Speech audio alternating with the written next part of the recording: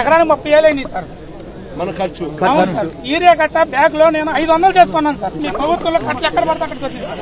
500 కూడా టీడీపీ కార్యకర్తలు మాత్రమే అందింది. పెట్టుబడి సహాయం మనకు 2 నెలలు కలిపి అన్నదాత సుఖీభవ అని చెప్పి 20,000 40,000 ఇస్తామన్నారు. ఆ 40,000లో ఎంత ఇచ్చినారు? 5,000 ఇచ్చినారు. ఈ 18 నెలల కాలంలో మనకేమన్నా ఇన్పుట్ సబ్సిడీ ఒక్కసారి ఏమన్నా వచ్చింది?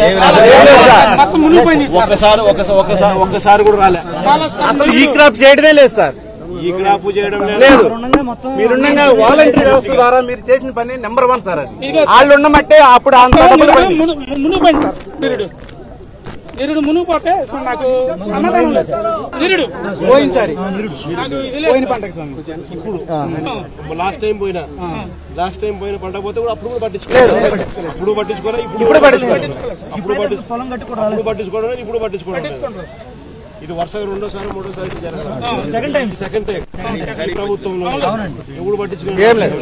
అప్పుడు మన టైంలో ఉచిత ఇన్సూరెన్స్ వల్ల 66,780 రూపాయలు పండి సార్. మనం రైతుకి తెల్లకొండ కట్టేశారు సార్. 66,700 రూపాయలు ఇన్సూరెన్స్ వచ్చింది.